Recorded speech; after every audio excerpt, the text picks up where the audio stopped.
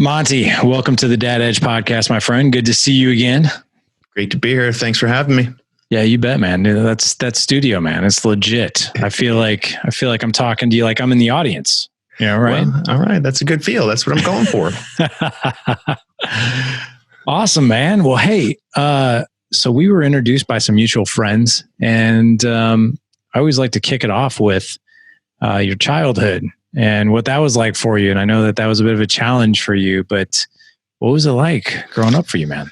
Yeah. So I've been talking about this for a while and kind of going back and forth, or not going back and forth, but kind of divulging a lot. And it felt good. It felt good for a person that compartmentalizes to kind of get a lot of stuff off my chest. So that's what I've been doing lately. I guess I say that to say that I have overly trashed my family, especially my dad. But again, it was kind of cathartic to get those things out. So I don't know what I'll say, but my childhood, very strange, very interesting. My father had me at 50. He had my little sister at 56. So he's definitely an old guy, born in 26.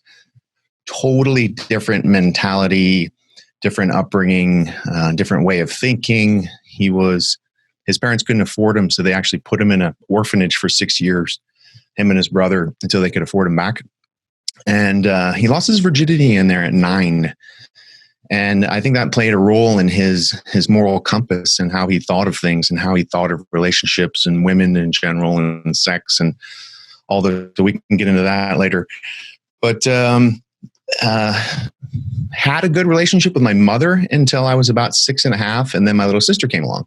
So I was kind of on my own at 6.5. My dad was off doing his own things and wasn't really interested in, kid type stuff. And then my mom was with my sister, of course, because you have to take care of a little baby. So I was kind of on my own. So that happened until 12. And then at 12, my parents divorced. And then I would say I was really on my own in terms of, lack of guidance. My mom tried, but I wasn't having it. I didn't seek any mentors. I had a pretty much bad attitude, so probably mentors weren't seeking me either. I did have some coaches in school that kind of took me under their wing and would help me out a little bit. But generally speaking, I was full of anger and untapped potential. And then I saw that movie Navy SEALs with Charlie Sheen, the super cheesy one. But what it did was that told me that's exactly what I had to do. That was the only thing I was going to do. And that's what I did. So that takes us to about 18 years old. And what do you want me to talk about more, or what can I go into deeper if you want? No, yeah. So, I mean, what a pretty crazy story of a childhood, right? And I think a lot of it just obviously stems from maybe even where your dad came from, right? I mean, that was, I'm sure, severely challenging. How did this really impact your relationship with him, with your mom, as far as what did that look like the older you got? So I'll remind me if I forget to bring up my mom, because our relationship is better now. And that's brand spanking new as of a couple of months ago, because I finally got up the cojones to tell her whatever, what I wanted to tell her and say everything I wanted to say, which we can get into. But my dad, he passed away about 15 years ago, right before my oldest son was born. So he never got to meet my son. I left the house. Let's see. The last time my dad hit me, I was about 14, and I was already a couple inches taller than him. And it was the last time, actually, I think I was 16. It was the last time that he hit me. And when he did, I sort of just took it and stared at him. And we both knew, like, that's the last time that's going to occur uncontested. So thankfully, I never had to put my hands on my dad and never got to that, which would be horrible. And I'm glad it didn't come to that. But anyway, the last time he hit me, it was obvious that wasn't going to happen again. I got into the SEAL teams, fast forward, 5 or 8 years, and then he was kind of close to dying. Before he died, I did get to get with him and tell him everything I wanted to tell him. I got everything off my chest. He gave me a good enough answer. It wasn't like a sobbing, bawling, crying, I'm sorry type answer, but it was at least an acknowledgement. And that was great, getting that off my chest. So my mom, I've had a strained relationship with my mom since I can remember, probably since about 6.5. And it didn't get any better because of my mentality and her choices, more my mentality than her choices. So, for example, when my parents divorced, she became gay or started going exclusively with women. At that point in my life, I wasn't cool with that. That it definitely didn't sit well with me for dozens of years, or at least a dozen years. But again, that's my psychology. There's a bunch of little things that could add up, but what it really came down to with my mom was abandonment issues. So I finally told her a couple months ago, like I had abandonment issues. You took care of my sister like you should have, but I was sort of left on my own to fend for myself. And then the big one was protection from my dad. So not only did my mom not protect me from my dad, but she was kind of part of it. When I would get in trouble, and I did deserve it. I was a little shit. She'd say, wait till your dad gets home, or wait, once he gets home, you're going to get it, or something to that effect. And the psychology involved in that. So anyway, fast forward until a couple months ago, I finally had a nice conversation with her, told her about the abandonment, told her about the protection and how she didn't protect me from him. And that was something I held on to for 30 plus years, 40 years. And how did she receive that? It was pretty hard for her to hear because she of course had her own mindset and story and how account of how things went. But she, after the harshness of hearing it, after the difficulty in being out of her comfort zone to hear it, she was very appreciative because it all made sense. And now she kind of understands why I haven't been seeking a relationship with her, and I don't call her all the time, and I haven't had a wonderful relationship with my mom. And that's why, at least from my perspective. And what does your family look like now? Married with 2 boys. So another part of my dad's escapades was, wives, multiple wives. I mean, I knew he was cheating on my mom when I was like 7. So anyway, the point of that is I wanted to get married once. So I've been with my wife. We've been together 22 years now and married for 17. And we've got a 12-year-old boy and a 14-year-old boy. But I was listening to some of your other shows, and you had this guy on, and you're like, dude, when a guy loves his wife, I know it, I can feel it. And you were talking about that. And I love my wife, obviously, or else I wouldn't have been with her for 22 years. But I'm not going to sit here and say it's been easy. It's been a struggle, and I'll take most of it on my shoulders. My social intelligence was off the charts low. My emotional intelligence was off the charts low.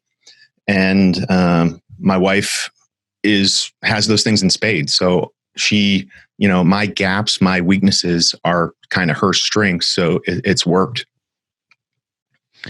So, and I appreciate the authenticity, because I think a lot of people like to be like, oh, we're good, we're fine, whatever.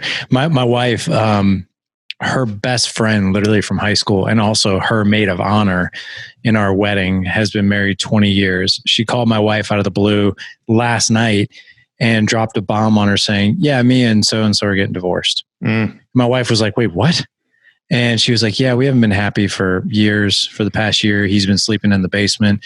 But if you would have asked her, oh, we're good, we're fine. Yeah, it's like kind of covering it up. Maybe it'll get better. But there were some ugly times, and unfortunately ended up in divorce. Do you think and you said you take full ownership of some of the things that have happened with your marriage, and I'm with you there, man. I mean, I came from pretty crazy childhood myself, and I was actually relationship phobic for a long time. And my wife, I always tell her, like, actually this Mother's Day, the card that I gave her, I was like, we've known each other for 24 years. We've been married for 17. And I have to tell you, like, for the first 7 years we were together, and then the first 7 years we were married, like, thank you for being so patient with me. I had no idea what I was doing. I was stumbling. I was tripping over myself. I was doing the wrong things, saying the wrong things. Like I was a mess. And yet you were forgiving. You were patient. You gave me grace, and we're in a good place because of it. But I own 90% of the problems that we've had. But taking that ownership, as you reflect on your own marriage, what has been the most difficult thing for you? Good question. I would say growth at different times and changing of our mindsets at different times. Judgment comes up to mind. I used to be a person that was in judgment of everything that crossed my eyes, mouth, ears, like 99% of the time, like the Seinfeld labeling, like just judging everything that you see and experience, and usually negatively. And that's kind of how I lived until probably 5-6 years ago. It's how my wife was brought up as well.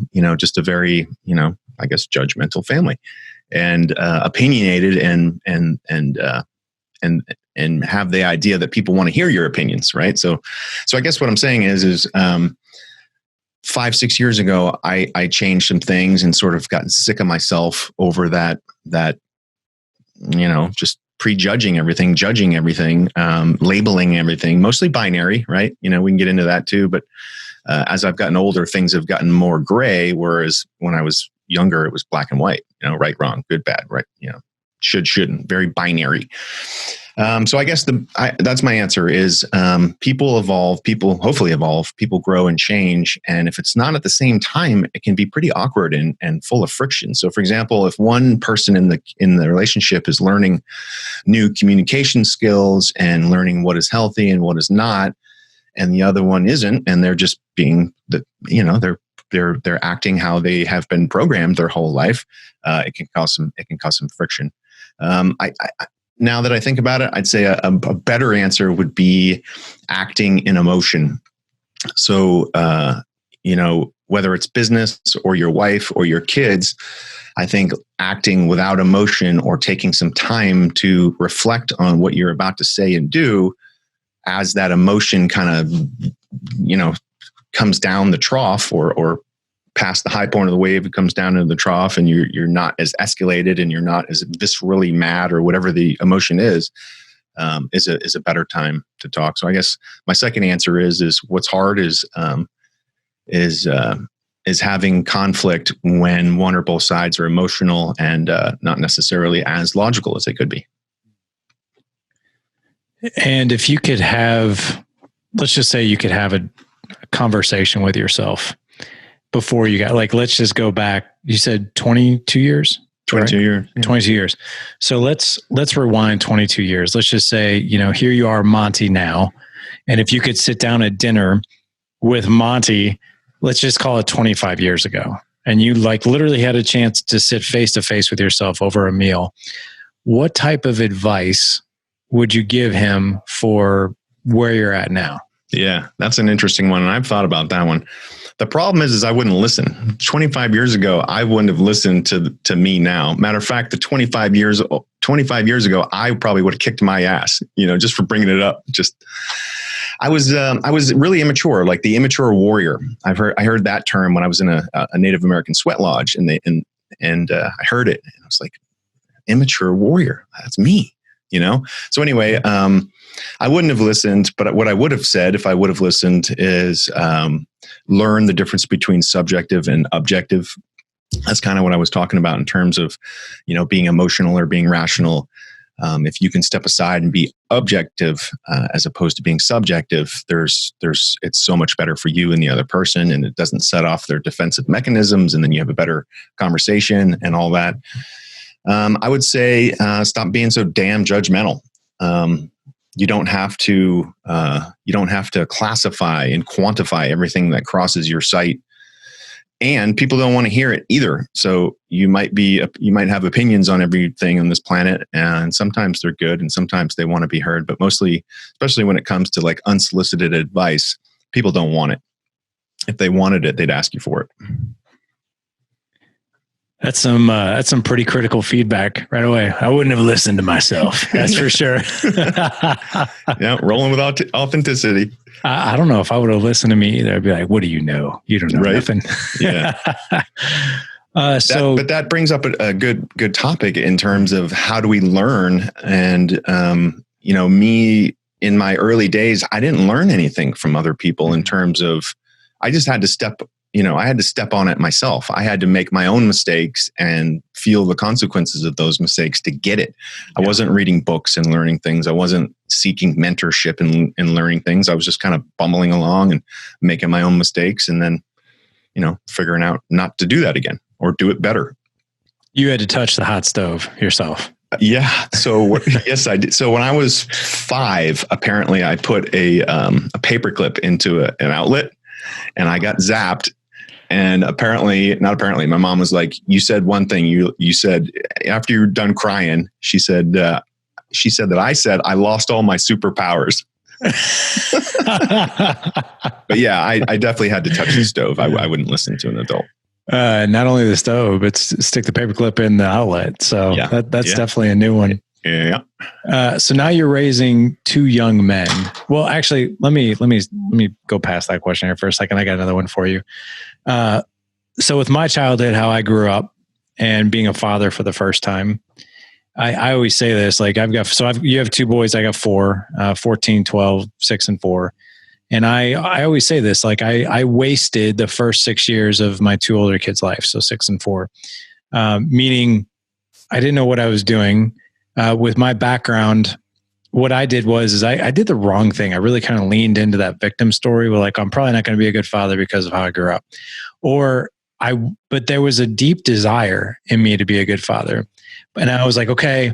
And a lot like you, right? It's like, okay, you know what? I'm not going to do these things. Like, I know that for a fact. Like, I'm not going to get drunk and like throw a beer bottle at my kid. Okay. I know I'm not going to do that. I'm not going to do all these things. But then again, I really don't know what great looks like either. So I'm like kind of stuck in like this middle of the road guy right here. So for you, did you have that same feeling when you became a father yourself? I had the opposite. So my dad did a great job of showing me how I didn't want to be. And I never questioned myself after that. Like first of all, I didn't try to be a dad until I was old enough. Like I didn't have my first kid until 29 or so. And before that I wasn't ready. So, teenage years, forget it. Early 20s, forget it. I didn't want to have kids until I was ready in my mind to start having kids. And that was after getting out of the SEAL team. So another part of it was I was in this community where, at one point we had like a 93% divorce rate. So divorce wouldn't work. Kids wouldn't work in the SEAL teams or in the military for that matter. So I guess what I'm saying is I didn't even try to have kids until I felt I was ready. But even though when you're ready, right? I mean, is anybody really ready to have a kid? That's a good point. Like, what is ready? There's no manual, there are tons of books out there, but I do remember leaving the hospital with our kid. And I think we literally said to each other, like, they're letting us out of here with this baby. Like, this is ours. Like, we got to take care of this thing now. I do remember saying that, but yeah, I was pretty confident that we were going to be all right. I was going to be all right as a dad. That's cool, man. You had a better attitude about it than I did. I was like, oh, we're screwed. Especially me. I don't know what I'm doing. So what I've learned is it's not that hard to be a relatively good parent. Like kids don't need that much. And there's more books and papers out today that'll say like 10 to 20 minutes a day, if it's quality time, is enough. Right. Like I want to spend more than 10 or 20 minutes, but I'm just saying like, it's not that hard to give kids what they need. A little bit of structure, a little bit of love, a little bit of boundaries. And, I think they'll be all right. Yeah. And I want to get into the parenting thing, especially the mind of a SEAL and parenting and the balance there. And I want to go back to your story though, of like, okay, I just saw Navy SEALs. Like there's nothing else in the world I would rather do. What was it about the SEALs that was so appealing that you're like, I don't have a plan B. Like, this is what I'm doing. Yeah, no, I didn't have a plan B. I don't know. I mean, I've never really like wrote it down, like what I loved about that movie or what I loved about the SEALs, other than the fact that they seemed like a cool unit that wasn't really, it wasn't rules based. It seemed principles based. It didn't seem like it was centered on like great haircuts and shined boots and nice uniform. It was more about blowing stuff up and shooting things and people and jumping out of aircraft and scuba diving and all those sort of things, as opposed to, the authoritative sort of, I sure didn't like authority then or even now, but I needed it. I don't know if that answered your question, but no, it does. But what what was training like for you? Like you step into this, was it harder than you thought it was going to be? Was it easier? What was it like? Yeah, I don't know about harder or easier, but this is interesting. When I joined from New Hampshire, my recruiter couldn't tell me anything about SEAL training whatsoever. So what I didn't know then was that I had a growth mindset. I didn't even know what that was then, but now I know what it is. And I guess why I'm saying that is because the training was irrelevant, or at least to me, in my mind, the training was irrelevant. I was going to make it through, and whatever the training consisted of just didn't matter. I was going to do it. Now, with that said, I did fail some things. Buds is supposed to be 6 months long, and I failed. Well, one didn't count, but I failed 3 things, and I was there a year. So from 18 to 19 years old, I was in SEAL training for a whole dang year, and it was only supposed to be 6 months. But it wasn't hard for me. Well, that's a weird statement. It wasn't. I didn't care. I just didn't care if it was hard or easy or what I had to endure. I was going to make it through.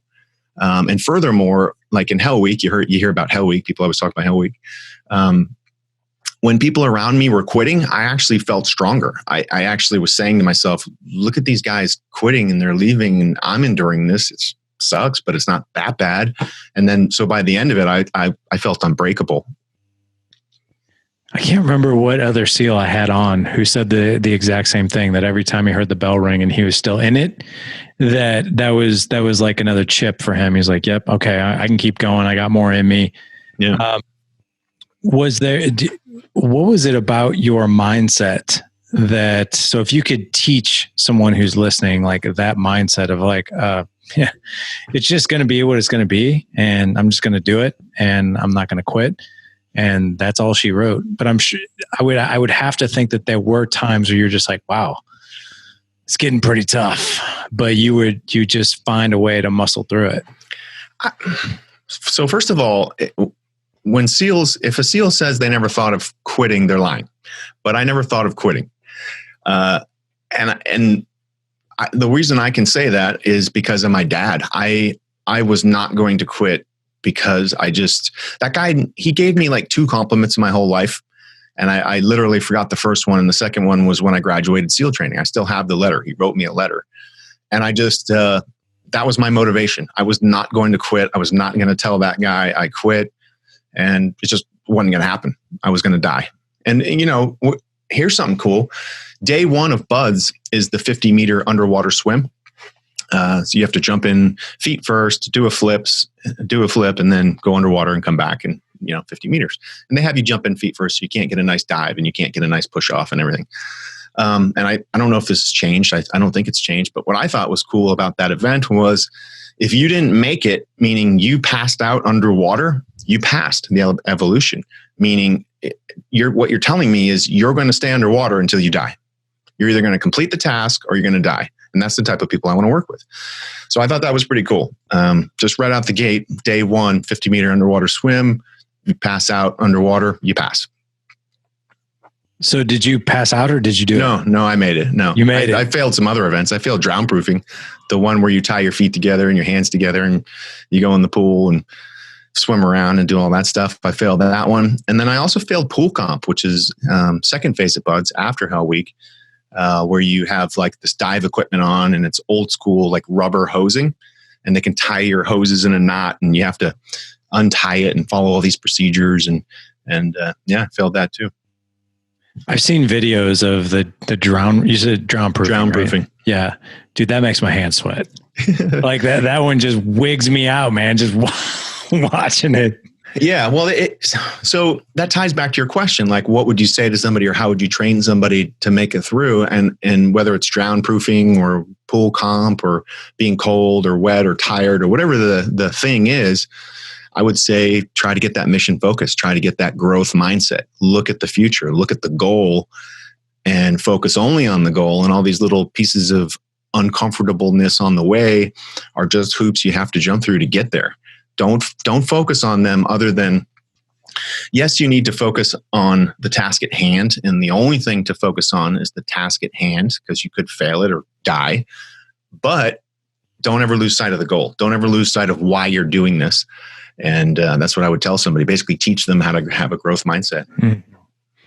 With your boys, and kicking it back to even parenting, with your boys, do you find, because of all your training, your background, do you think you are less tolerant for any excuses that they might have for anything?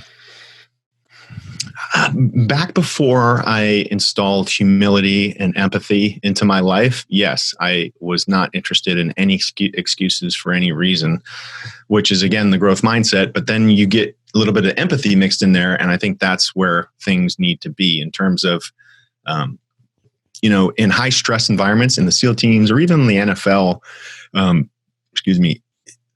how the coaches talk to you, how everything is set up is very, not rigid, but it matters. There's lives on the line, especially with the military and the SEAL teams. There's lives on the line. I guess where I'm going with that is you can have a mentality of the goal is the only thing that matters, and all these other excuses are just excuses in the way. But life happens. So, for example, before I had empathy and humility in my life, if somebody did something wrong in the SEAL teams, I'd be like, get rid of them. They got to go, right? I don't care what the reason is. I don't care if their wife was just cheating on them or their mother just died or whatever the hell just happened. They screwed up. They got to go. Well, that's not really, there's not a whole lot of longevity or sustainability built into that. So I guess what I'm saying is take in the empathy, take in the circumstances, and be human. To have some humanity in your decision making, more so than just all excuses are crap and you got to go. Does that make sense? Yeah, that makes sense. What are your guidelines, or what's your view on empathy? Like, so your boys come to you and they're going through a rough time. Maybe something big just happened in their life. They're at a weak moment. How do you go about being empathetic? Yeah. So first of all, I didn't have any empathy, nor did I don't think that word crossed my mind until I was like 35. I literally never heard the word before. I heard sympathy. I knew what sympathy was, but I never heard empathy. So it used to be a different answer or a less productive or healthy answer. But now I try to be, try to get with them, try to connect with them, try to jump in their shoes, see why are they all riled up? Why do they feel so strongly about this thing? Try not to judge it, because that's where it doesn't matter if it's your wife or your kid or employees or whoever, when they're super concerned about something, without even knowing it, we quickly surmise and judge whether that's real, whether that's worth it or not. Like, you're super angry. It's a stupid idea, dude. Like, why are you angry over that? That's one approach. Or you could just kind of meet the person where they are and let them talk through it and, back them up a little bit. Well, that sounds really aggravating. That sounds tough. That sounds frustrating. That must be frustrating. Just kind of, people hate the word validate, or some people hate the word validate, but I would say validate their feelings. You don't have to rev them up and spin them up more, but just validate their feelings. And then, normally they're good to go once. But if you push back immediately, so if a boy is super mad about something and, his brother did something, if you come right out of the gate and negate or discount what they're saying, they're just going to fight harder, and it's going to be, and now you're the part of the problem, and you're a bad guy too. So yeah, so you got to roll with a little bit of empathy. I like that. We call it, have you ever heard of Chris Voss? He wrote the book, Never Split the Difference. He was former chief negotiator of the FBI, and he's big on tactical empathy, and it's exactly what you just said. That sounds frustrating. Looks like you're angry. Things like that, to where he would looks like, sounds like, feels like, add in whatever emotion you think that they're going through. But just helping people who are in a heightened emotional state identify what it is that they are feeling, and then also letting them know, I see you. Yeah. Like, I get it. People just want to be heard. Like, customer service 101 is to not fight the person on why they're calling. Just let them vent. Just let them say why they're calling, why they're mad. Do a little bit of validation, and things will go well. Yeah. Yeah. And I think a lot of people get tripped up too, that if you're being empathetic, that you're agreeing with the person, but that's not true. You can be empathetic, but not in agreement, but you can understand why someone has the emotion that they do, yet you can disagree with the rationale behind it. But you can still get with them in the trenches side by side. Like, hey, I get it. I know where you're at. Because it's not binary, right? It's not, right. It's, you have emotions and you have logic, or you have reason, and it's a seesaw, right? If you're too emotional, you're not going to be that logical. And that's just the way human beings are. Yeah. And people have different buttons. People have different things that affect them viscerally.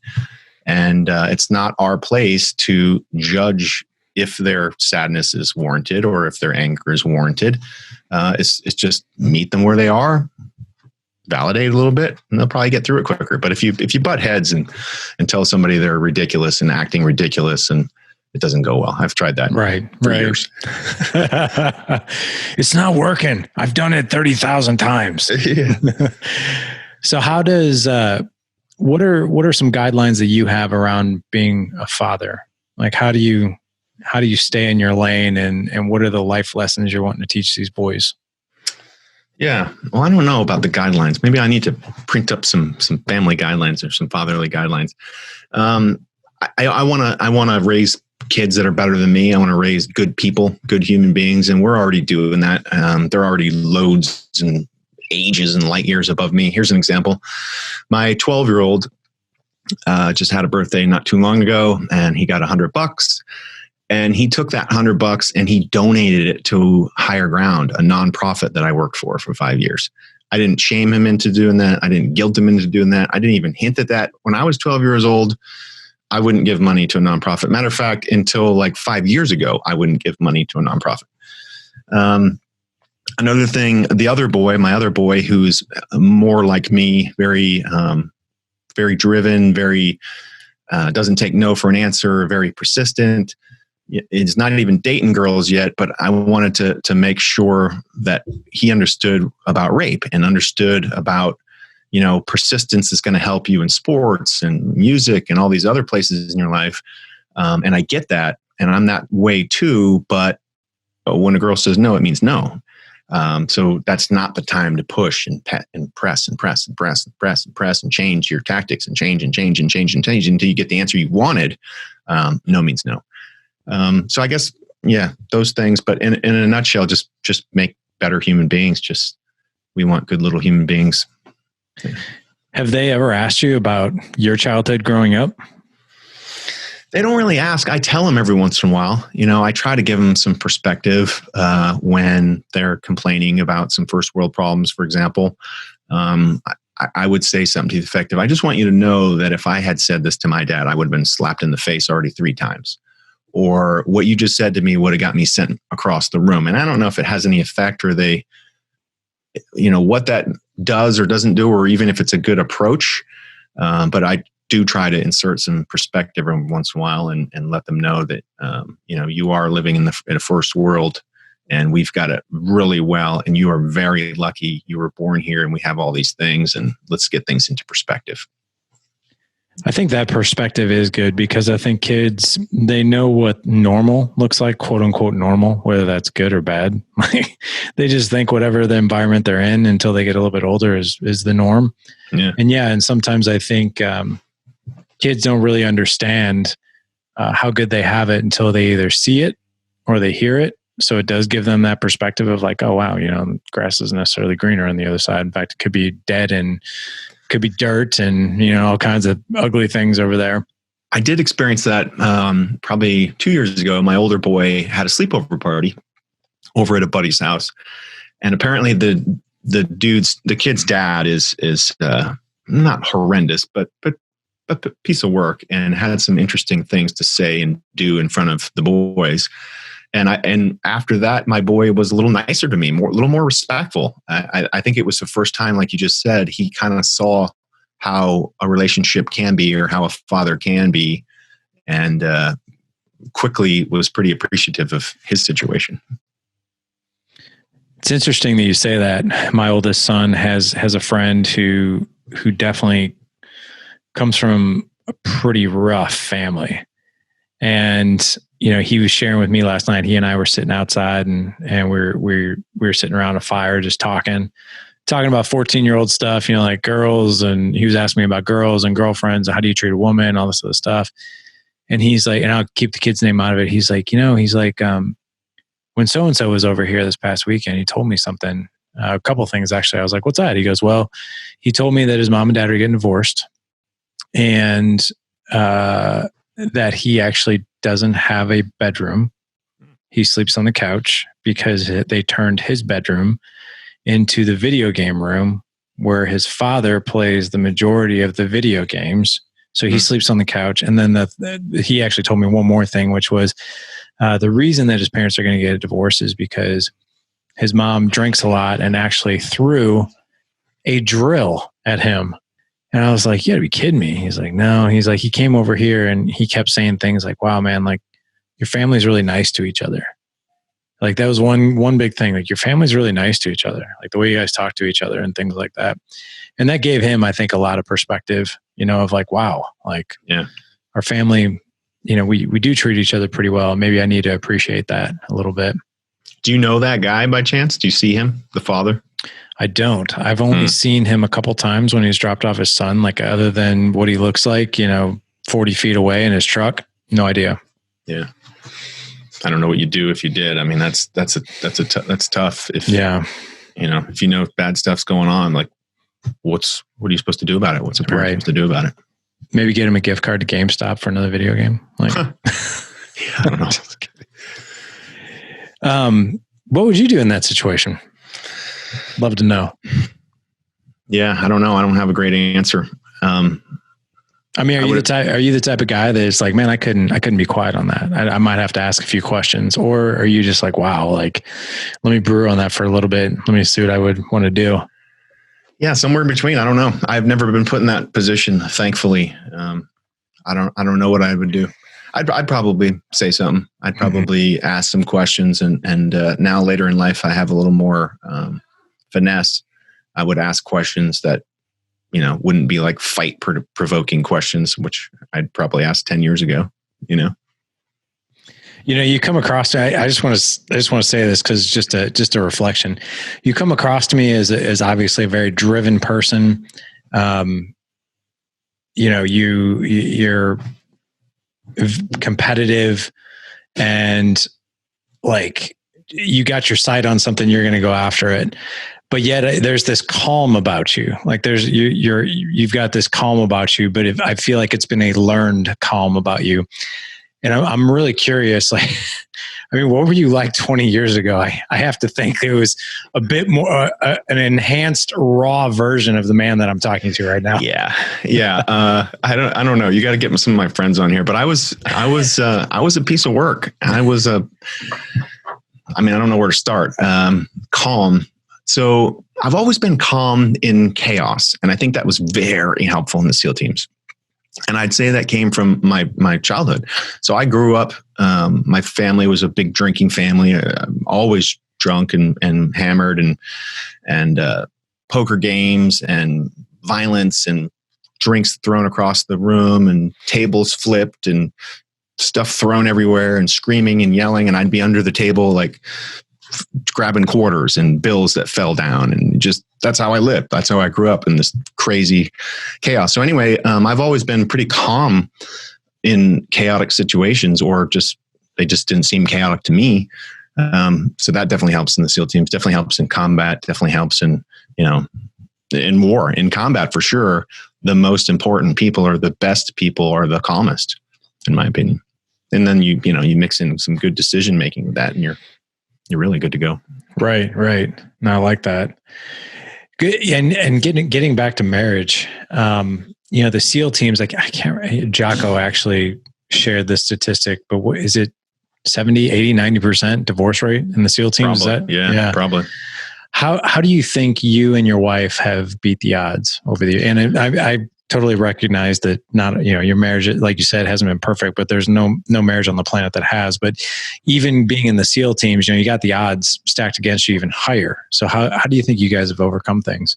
Yeah. So first of all, we dated for 7 years first. So I was in the SEAL teams for quite a while, and then we didn't get married until I knew I was going to get out. So I got married in 2003, and then I got out in 2004. So I think those are pretty giant things. on my side, I would say my biggest driver is my dad and all the marriages my brothers had and all that. And I just wanted to have one.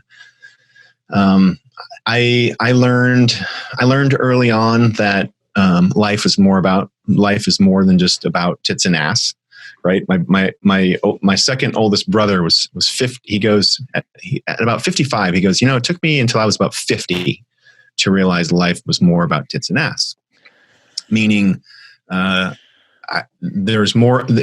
It's a better deal or a better situation, I think, to have a woman, to have a wife, to have a friend and partner, as opposed to trying to get laid every night and trying to go out and screw the hottest chick in the bar or whatever your single life looks like.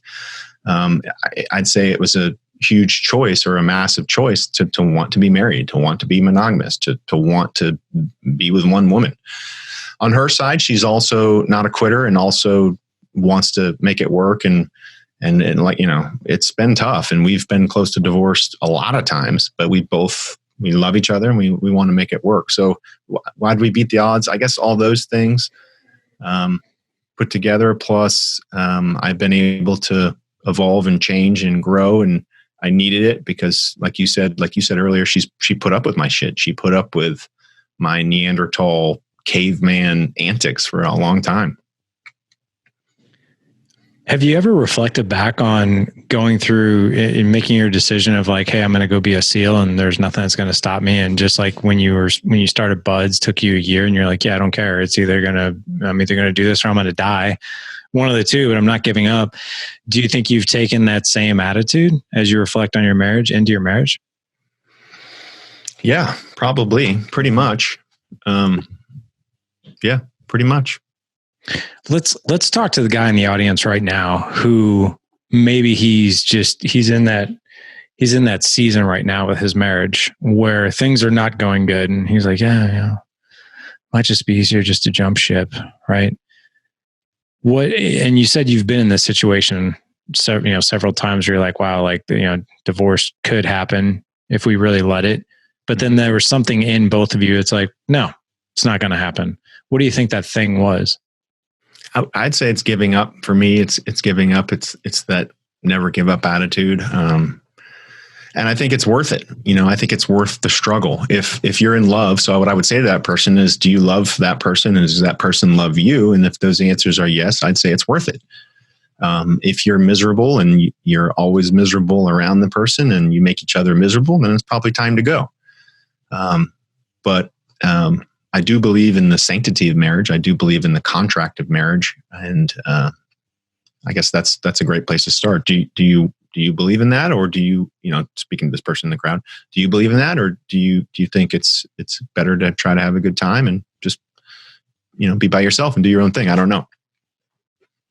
Yeah, that makes sense, man.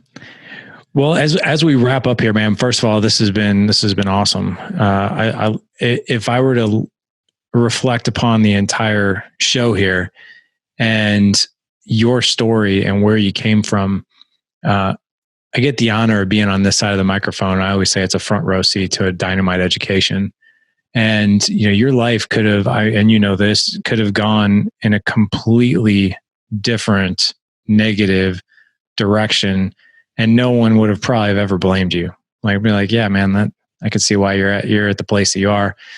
But you've chosen a very different path, and let's give some advice to maybe men who are in that season as they reflect on their life and like, wow, I've been through a lot of trauma. I've been through a lot of things. I don't know if my life is really going to work out. I don't know if marriage is going to work out or kids are going to work out, or what if I raise failures and because I'm a failure. There was something in you, and I would definitely call that choice. But what did that choice look like for you? Yeah, well, I'm glad you said choice, because it is a choice. It's a hard choice. We react and we are who we are because of everything we've ever experienced, all the biases we possess because of what we've experienced. But what I wrote down was tomorrow. So my answer to this person that's in that season is tomorrow has nothing to do with today. Tomorrow has nothing to do with the last 5 years, 10 years, 20 years, 30 years. It's irrelevant. When you wake up tomorrow, you can choose to work out, or you can choose to read a book, or you can choose to drink a glass of water with lemon in it, or you can choose to, do whatever it is you're doing now that you are not in love with, or that you've sort of let yourself go over, and you've sort of let your values degrade over time, and for some reason you're okay with it.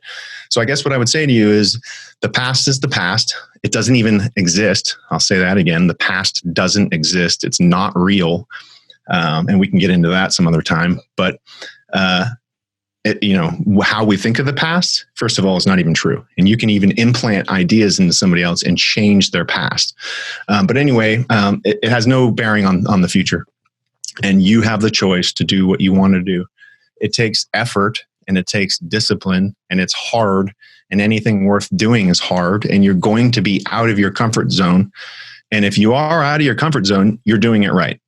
So I guess how I would say it is, the past has got nothing to do with the future. You have the choice to do what you want to do. It's just going to take time and effort and some discipline. Damn, man, I'm glad we saved that question for last, because that was a hell of a way to end. I want to make sure that all the guys can find you, any resources you have out there, anything that you're excited about maybe in the next year that you're creating. Just anything that's on your mind and heart that you want to share with us that men can connect with you in some way. Okay. Well, in terms of business, the next thing I'm going to do business-wise is probably get with this veteran indoor hydroponic farming thing going. And I think the one awesome little kick or twist that we're going to do if we get this thing off the ground is do some profit sharing. So I want to plop these indoor vertical growing facilities all over the country and get veterans to work doing it and get some profit sharing going in these facilities. So that hopefully will come to fruition in the next couple of months if it goes.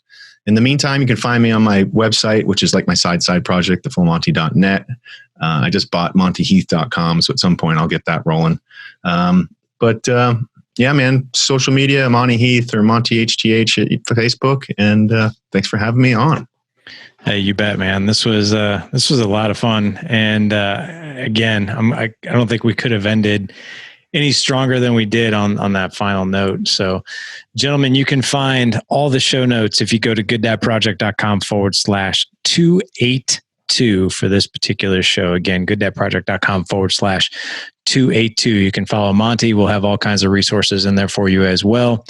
Gentlemen, go out, live with purpose, live legendary. Take care.